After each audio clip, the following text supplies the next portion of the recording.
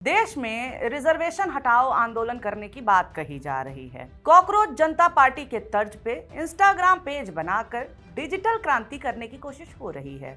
करने वाले सवर्ण हैं ऑब्वियसली, जिन्हें लगता है उनके सभी दुखों का जिम्मेदार रिजर्वेशन है।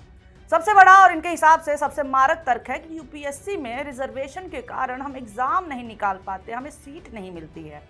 यूपीएससी ना निकालने के कई कारण होते हैं, मगर सबसे बड़ा कारण मैन्युफैक्चर किया गया रिजर्वेशन को।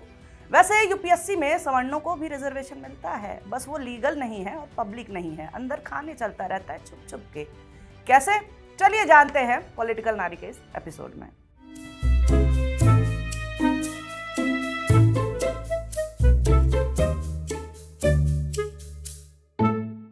नमस्कार, मेरा नाम है निवेदिता शांडिल्य और आप देख रहे हैं पॉलिटिक्स।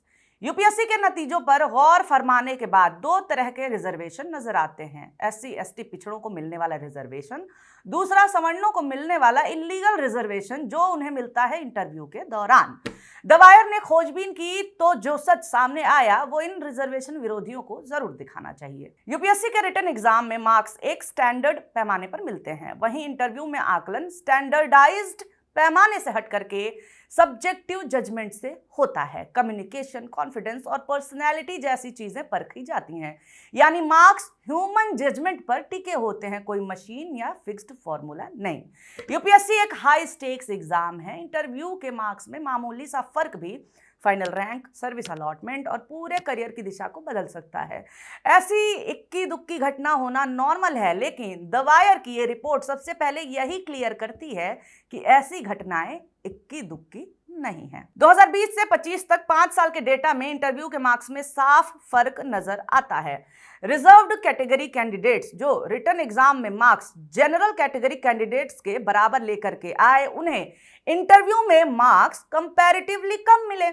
ओबीसी कैंडिडेट्स को करीब 12 मार्क्स कम, ईडब्ल्यूएस को 13 मार्क्स कम, अनुसूचित जाति एससी को 20 मार्क्स कम और अनुसूचित जनजाति यानी एसटी कैंडिडेट्स को 21 मार्क्स कम मिले। यूपीएससी में हर साल कैंडिडेट्स के बीच रैंक का फासला मुश्किल से 1 से 2 मार्क्स का होता है। कई बार ऐसा होता है कि मेरिट लिस्ट में लगातार 2 बराबर मार्क्स वाले कैंडिडेट्स के बीच सर्विस बदल जाती है। एक को आईएएस मिलता है, दूसरे को आईपीएस या फिर कोई ऐसी सर्विस जो उसकी पहली पसंद नहीं थी। कैडर अलॉटमेंट में भी यही खेल चलता है। एक अच्छा राज्य या पसंदीदा कैडर भी सिर्फ 1-2 नंबर से ही हाथ से निकल जाता है, और यहाँ पे तो बात 20 से 21 मार्क्स की है। इतने मार्क्स की पूरी सर्विस और करियर की दिशा ही बदल दे। तस्वीर को और साफ करने के लिए रिपोर्ट में एक तरीका अपनाया गया है। असली फाइनल रैंक की तुलना एक ऐसी इमेजिनरी रैंकिंग से की गई जो सिर्फ रिटन एग्जाम के मार्क्स के आधार पर बनाई गई है, यानी इंटरव्यू के पहले की रैंक और इंटरव्यू के बाद की रैंक में कितना अंतर था। इंटरव्यू के बाद जनरल कैटेगरी कैंडिडेट्स के मुकाबले ओबीसी कैंडिडेट्स औसतन करीब 48 पायदान नीचे आ जाते हैं। ईडब्ल्यूएस कैंडिडेट्स करीब 52 पायदान, एससी कैंडिडेट्स करीब 70 पायदान और एसटी कैंडिडेट्स करीब 73 पायदान तक नीचे खिसक जाते हैं।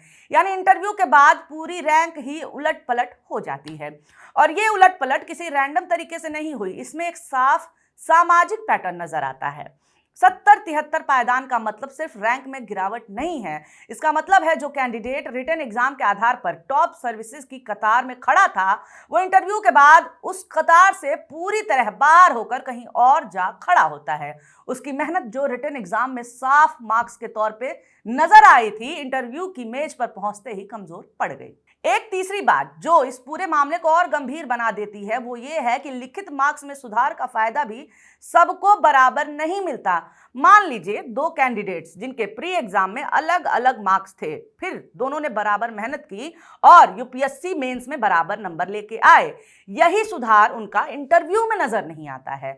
जनरल कैटेगरी के कैंडिडेट का इंटरव्यू स्कोर उस सुधार के हिसाब से जितना बढ़ता है, एससी और एसटी कैंडिडेट का उतना नहीं बढ़ता है, यानी कि मेहनत बराबर नतीजा अलग। ये आंकड़े इतने बड़े और लगातार हैं कि इन्हें नजरअंदाज नहीं किया जा सकता। हालांकि यूपीएससी का हमेशा यही पक्ष रहा है कि इंटरव्यू बोर्ड को कैंडिडेट की सामाजिक कैटेगरी और रिटन एग्जाम के मार्क्स के बारे में कुछ नहीं पता होता और बोर्ड का अलॉटमेंट भी इंटरव्यू शुरू होने से ठीक पहले कंप्यूटराइज्ड रैंडमाइजेशन से होता है ताकि किसी भी लॉबिंग की गुंजाइश ना रहे। Department of personal and training ने संसद में यही बात कही है कि जब बोर्ड को कैटेगरी पता ही नहीं तो भेदभाव का सवाल उठता ही नहीं है। ये जवाब लॉजिकल लग सकता है लेकिन है नहीं। यूपीएससी बोर्ड के सामने कैंडिडेट का जो डिटेल्ड एप्लीकेशन फॉर्म यानी DAF होता है उसमें कैंडिडेट का नाम और धर्म साफ साफ लिखा होता है और नाम से जाति का अंदाजा लगाना किसी के लिए भी मुश्किल नहीं है। यानी भले ही फॉर्मल तौर पर जाति का कॉलम खाली हो लेकिन सरनेम से जाति का पता लगाना कोई रॉकेट साइंस तो है नहीं। इंटरव्यू बोर्ड में आमतौर पर रिटायर्ड IAS IPS अफसर, डिफेंस ऑफिसर, डिप्लोमेट, एकेडमिशियन और कुछ सब्जेक्ट एक्सपर्ट होते हैं। ये सुनने में एक डाइवर्स पैनल लगता है लेकिन जब देखा जाए कि इनमें से कितने लोग खुद SC ST या OBC बैकग्राउंड से आते हैं तो तस्वीर बदल जाती है। इन बोर्ड्स में मार्जिनलाइज्ड कम्युनिटी की नुमाइंदगी बहुत कम होती है। इस वजह से ये चांसेस बहुत हाई हैं कि कॉन्फिडेंट और मैच्योरिटी की जांच में जाति भी एक फैक्टर हो।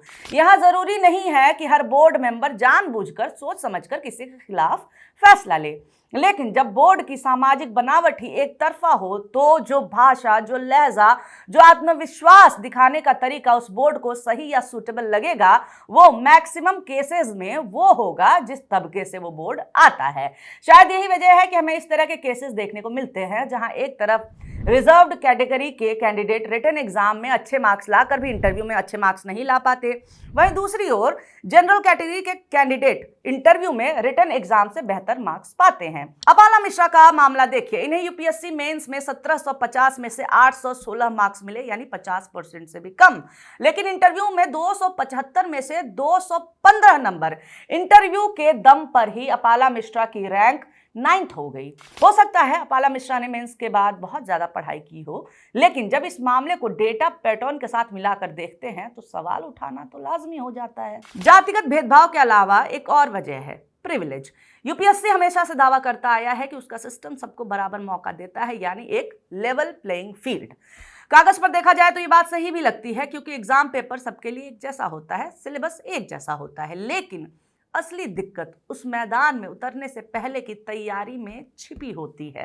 जिन घरों में पहले से कोई IAS IPS या बड़ा अफसर रह चुका हो, ऐसे परिवारों में बच्चे को यह भी पता होता है कि इंटरव्यू के कमरे में असल में होता क्या है, कैसे बैठना है, कैसे सवाल का जवाब बिना घबराए देना है, किस बात पर ज्यादा जोर देना है और किस बात पर चुप रहना है।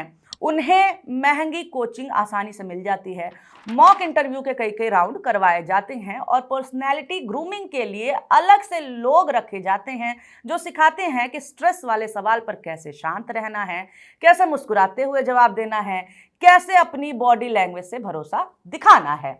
दूसरी तरफ वो कैंडिडेट हैं जो अपने परिवार में इस तरह के किसी सरकारी ओहदे तक पहुंचने वाले पहले शख्स हैं। वो इंटरव्यू के लिए रिटन एग्जाम जितनी ही तो मेहनत कर सकता है, लेकिन उसके लिए ये जानना मुश्किल है कि इंटरव्यू बोर्ड के सामने कैसे पेश होना है। कहानी सिर्फ यहीं तक सीमित नहीं है। अगड़ा समुदाय पिछड़ों से रिजर्व सीटें भी छीन लेता है। EWS कोटा का आप मामला देख लीजिए। पिछले साल 2021 बैच के IAS अफसर रवि कुमार सिहाग का केस सामने आया, जिन्होंने 18वीं रैंक हासिल की थी। सिहाग पर आरोप है कि इन्होंने राजस्थान से फर्जी EWS सर्टिफिकेट जमा किया था। ये कोई इकलौता मामला नहीं है। पुणे के एक RTI एक्टिविस्ट विजय कुंभार ने 2024 में एक शिकायत दी जिसमें 22 अफसरों पर आरोप लगाया गया कि उन्होंने EWS, SC, ST, दिव्यांगता और OBC नॉन क्रीमी लेयर जैसी कैटेगरी का गलत फायदा उठा करके सिलेक्शन हासिल किया है। दिव्यांगता के फर्जीवाड़े की सबसे चर्चित मिसाल पूजा खेड़कर का मामला है। 2022 बैच की ट्रेनी IAS अफसर ने OBC और दिव्यांग कैटेगरी के तहत परीक्षा दी थी और यह दावा किया कि उन्हें 40% से ज्यादा दिव्यांगता है, जो कि रिजर्वेशन के लिए जरूरी सीमा है। दिल्ली पुलिस की जांच में सामने आया कि यह सर्टिफिकेट फर्जी था और इससे छेड़छाड़ किया गया था। जिस अहमदनगर अस्पताल के नाम पर यह सर्टिफिकेट बना था, वहां के अधिकारियों ने ही ऐसा कोई सर्टिफिकेट जारी नहीं किया था।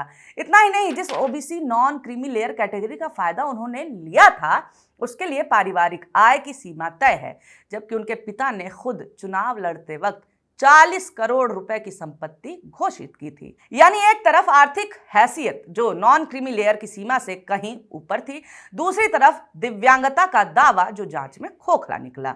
ये मामले एक बड़ी दिक्कत की ओर इशारा करते हैं कि यूपीएससी का वेरिफिकेशन सिस्टम बहुत कमजोर है, या कहें कि कमजोर बनाया गया है। जब किसी अफसर को कैडर अलॉट किया जाता है तो उस लिस्ट में यह दर्ज ही नहीं होता है कि वो किस कैटेगरी के तहत सेलेक्ट हुआ है, यानी ईडब्ल्यूएस हो या दिव्यांगता, ये जानकारी कहीं दर्ज नहीं रहती। नतीजा ये होता है कि कोई अफसर पूरी नौकरी की उम्र इसी छुपे हुए राज के सहारे निकाल सकता है। यह बहस आरक्षण के पक्ष या विपक्ष की नहीं है, यह बहस इस बात की है कि क्या एक ही प्रदर्शन करने वाले दो उम्मीदवारों के साथ आखिरी चरण में भी बराबरी का व्यवहार हो रहा है या नहीं। अगर इंटरव्यू पूरी तरह से निष्पक्ष है तो उसके स्कोर पैटर्न और वेरिफिकेशन प्रोसेस में पारदर्शिता लाने में कैसी दिक्कत।